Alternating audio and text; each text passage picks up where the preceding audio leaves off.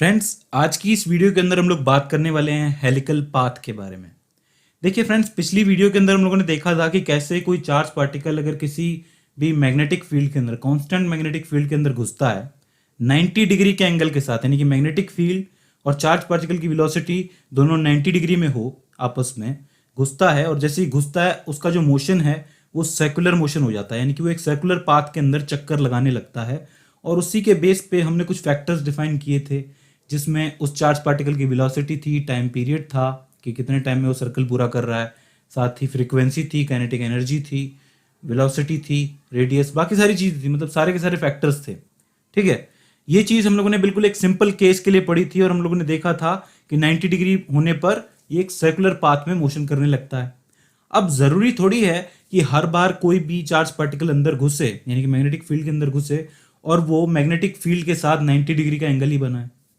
हो सकता है कि वो कोई दूसरा एंगल बना करके, कोई कम एंगल बना के अंदर घुसता हो। उस समय उसका मोशन कैसा होगा ये हमें देखना है, उस समय उसके मोशन का पाथ कैसा होगा ये हमें देखना है। तो देखिए, बड़ा सिंपल सा है। इस बार हम लोग क्या करेंगे, जो मैग्नेटिक फील्ड बी है वो कुछ इस तरीके से ऊपर की तरफ जा रही है। इस समय आप लोगों को ध्यान रखना है कि ये बिल्कुल कांस्टेंट मैग्नेटिक फील्ड है। अब मान लीजिए कि यहां से कोई भी पर्टिकुलर चार्ज पार्टिकल चलता हुआ आ रहा है, और वो एक पर्टिकुलर वेलोसिटी के साथ एक पर्टिकुलर एंगल से, कुछ इस एंगल से इस मैग्नेटिक फील्ड के अंदर घुसता है। घुस गया, ठीक है जी। अब आप लोग यहां पर देख सकते हो कि ये जो बी है, यानी कि जो मैग्नेटिक फील्ड है, और ये जो वेलोसिटी है, वेलोसिटी डायरेक्शन में, दोनों के बीच में बन रहा है एक एंगल थीटा। ठीक है, अब ये एंगल ऑब्वियस सी बात है 90 डिग्री तो है नहीं, क्योंकि ये बिल्कुल राइट एंगल में तो है नहीं। ठीक है, ये अंदर घुसता है और ये मोशन करने लगता है। मोशन कैसा होगा उसको समझना है। कैसे समझेंगे? देखिए, जब भी किसी नॉर्मल वेक्टर का हम लोगों को मोशन समझना होता है, यहाँ पर वेलोसिटी v है तो एक वेक्टर है, इसका मोशन समझना है तो इसे हमें दो कंपोनेंट्स के अंदर डिकम्पोज करना पड़ेगा। इसे कहते हैं डिकम्पोजिशन ऑफ वेक्टर। ये भी मैंने पढ़ाया हुआ है, इसकी वीडियो भी अवेलेबल है, आप लोग जाकर के देख सकते हैं। वहां पर क्या करेंगे हम लोग इस एक वेक्टर को दो वेक्टर्स के अंदर तोड़ेंगे, कंपोनेंट्स के अंदर। कैसे टूटेगा समझिए।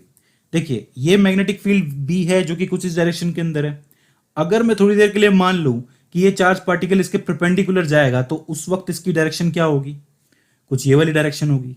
ठीक है, और अगर मैं कहूं कि ये जो पार्टिकल है, चार्ज पार्टिकल है, ये इस बी के अलोंग चलेगा, साथ में ही चलेगा, तो उस वक्त इसकी डायरेक्शन क्या होगी? ये होगी।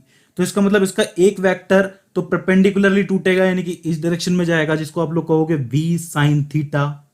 ठीक है, ये पहला कंपोनेंट है वेलोसिटी का।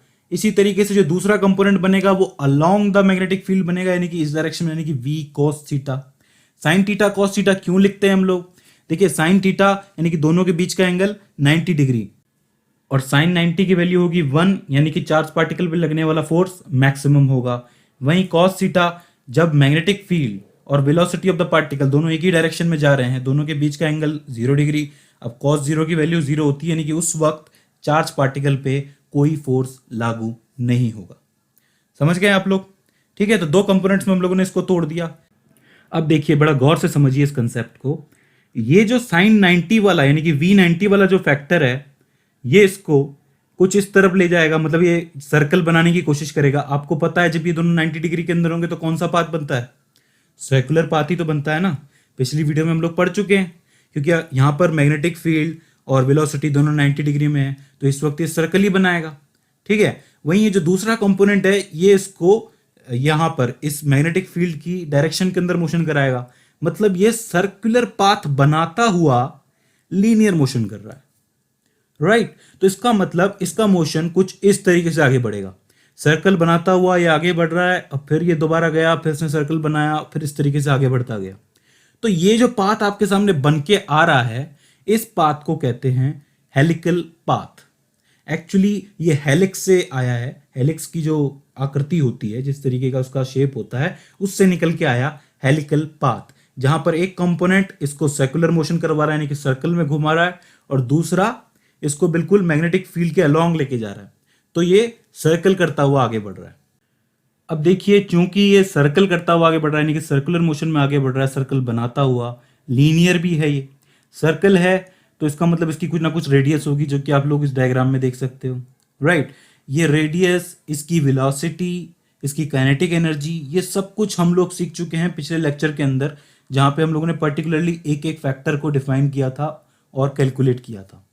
अब यहाँ पर जो सबसे इंपॉर्टेंट चीज़ हमें निकालनी है, हमें चाहिए, जो हम लोगों ने पिछले लेक्चर में भी नहीं निकाली थी, वो ये है कि एक सर्कल और दूसरे सर्कल के बीच की ये जो डिस्टेंस है, जिसको पिच भी कहा जाता है, ये कितनी होगी। इसको आप लोग कैसे कैलकुलेट करोगे, इसका क्या फॉर्मूला बनना चाहिए।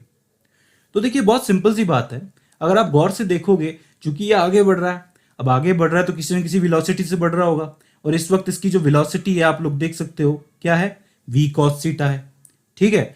और इसका जो हमें डिस्टेंस है वो निकालना है, पिच निकालनी है। अब डिस्टेंस निकालना है, वेलोसिटी है, किस चीज की जरूरत पड़ेगी, टाइम की तो जरूरत पड़ेगी ना, क्योंकि हमें पता है डिस्टेंस इज इक्वल्स टू में टाइम मल्टीप्लाई बाय वेलोसिटी होता है, ठीक है। तो टाइम पीरियड कैसे निकालोगे आप इसका, टाइम पीरियड का कैलकुलेशन भी हम लोगों ने पिछली वीडियो में करा था, लेकिन एक बार फिर से मैं आपके सामने कर देता हूं। देखिए चूंकि ये सर्कल बना रहा है तो इसको एक फोर्स है जो कि सेंटर की तरफ खींचता है, और बेसी बात है सेंट्रीपिटल फोर्स खींचता है।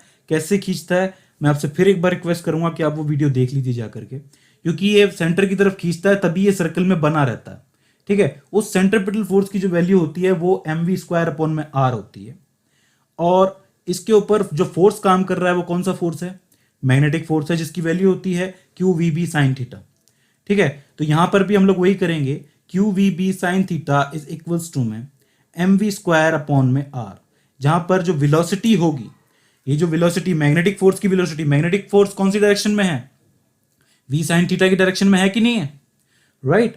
तो यहां पर हम लोग इस वेलोसिटी की जगह v sin थीटा पुट कर देंगे, तो यहां पर v का स्क्वायर sin² थीटा अपॉन में r हो जाएगा। साइन थीटा से साइन थीटा जो है यहाँ पर कैंसिल आउट होगा, v से v कैंसिल आउट होगा, तो यहां से जो वेलोसिटी की वैल्यू निकल के आएगी वो निकलेगी v इज इक्वल्स टू में QBr, जो कि यहां पर चला जाएगा r अपॉन में m sin थीटा, ठीक है। अब देखिए हमें पता है कि v इज इक्वल्स टू में ओमेगा r होता है, ठीक है, और ओमेगा इज इक्वल्स टू में 2 अपॉन में t होता है, तो यानी कि v की जगह हम लोग लिख सकते हैं 2 अपॉन में t multiply by r। Simple सा मैथमेटिक्स है, आना चाहिए आपको समझ में। तो यहां पर हम लोग बराबर रख देंगे 2 अपॉन में t r is equals to में QBr अपॉन में m sin थीटा। r से r को कैंसिल आउट कर दो, t की वैल्यू निकालोगे, टाइम पीरियड ही चाहिए हमें, तो t इज इक्वल्स टू में 2 m sin थीटा अपॉन में QB। ये होगी आपके टाइम पीरियड की वैल्यू। देखिए बहुत हार्ड नहीं है, एक बार फिर समझ लीजिए, सेंट्रीपिटल फोर्स और मैग्नेटिक फोर्स को बराबर रखा है मैंने। Magnetic force QBB sin theta होता है, सेंट्रीपिटल फोर्स mv² अपॉन में r होता है, ठीक है। यहां पर v की जगह जो वेलोसिटी हम लोगों ने रखी है वो कौन सी है, v sin थीटा वाली है, वो राइट एंगल वाली, ठीक है। फिर इसको हम लोगों ने सिर्फ सॉल्व ही किया है, और v की जगह हम लोगों ने रखा है ओमेगा r, और ओमेगा का मतलब होता है 2 अपॉन में t। दोबारा इसको सॉल्व करने पे टाइम पीरियड की ये वैल्यू निकल के आ जाती है। तो इसका मतलब टाइम पीरियड की वैल्यू है हमारे पास, वेलोसिटी की वैल्यू है v cos थीटा, दोनों को मल्टीप्लाई करोगे तो क्या निकलेगा, इन दोनों सर्कल्स के बीच की डिस्टेंस निकलेगी, जिसको आप लोग पिच भी कहते हो। तो यहाँ पे डिस्टेंस इज इक्वल्स टू में 2 m sin थीटा अपॉन में QB multiply by v cos theta, right. इसको पूरा मल्टीप्लाई करेंगे तो देखिए 2 भी है, sin थीटा भी है, cos थीटा भी है। 2 sin थीटा cos थीटा क्या होता है, sin 2 थीटा होता है कि नहीं, याद होगा, गणित का फॉर्मूला है, ठीक है, मैथ्स का। तो डिस्टेंस इज इक्वल्स टू में पाई VM sin 2 थीटा अपॉन में QB। तो ये जो डिस्टेंस है ये आपके इस एक सर्कल से दूसरे सर्कल के बीच की डिस्टेंस है, जिसको आप लोग पिच भी कहते हैं। अब इस फॉर्मूले को थोड़ा सा ध्यान से देखिए, अगर आपकी B की वैल्यू कम होगी, यानी कि मैग्नेटिक फील्ड की स्ट्रेंथ अगर कम है, थोड़ी सी मैग्नेटिक फील्ड है, बिल्कुल कम है, वीक है, उस समय डिस्टेंस बढ़ जाएगा, ठीक है, मतलब ज्यादा डिस्टेंस के साथ जो चार्ज पार्टिकल है वो घूमेगा। वहीं अगर आपकी मैग्नेटिक फील्ड स्ट्रांग है, उसकी स्ट्रेंथ बहुत ज्यादा है, मतलब बहुत बड़ा मैग्नेट आप लोगों ने लगाया है, उस वक्त इस पिच की वैल्यू कम हो जाएगी, राइट, क्योंकि ये इनवर्सली प्रोपोर्शनल है। तो इसका मतलब ये कुछ इस तरीके से बहुत छोटे छोटे जो है चक्कर करेगी, मतलब ये बहुत पास पास चक्कर बनाएगी, राइट। तो इस तरीके से जो ये डिस्टेंस है, ये जो पिच है, ये डिपेंड किस पे करता है, मैग्नेटिक फील्ड की स्ट्रेंथ पे, साथ ही ये चार्ज पे भी डिपेंड करता है, भाई क्यू की वैल्यू कितनी होती है, ठीक है। तो इस तरीके से आप लोग इन दोनों के बीच की डिस्टेंस यानी कि पिच निकाल लेते हो। अब देखिए फ्रेंड्स, इसका जो लास्ट का हिस्सा है इसके अंदर कैलकुलेशन बहुत है। आप लोगों ने देखा कि फॉर्मूलाज आ रहे हैं, कुछ फॉर्मूलाज कैंसिल हो रहे हैं, ठीक है। तो उसके लिए आपका फॉर्मूलाज पता होना जरूरी है, आपको उसके लिए कंसेप्ट का पता होना जरूरी है। तो मैं आपसे कहूँगा कि आप पहले की सारी वीडियोस अच्छी तरीके से देखते हुए चलें, ठीक है। जिसने पिछली वीडियो देखी होगी उसको तो कोई प्रॉब्लम नहीं रही होगी।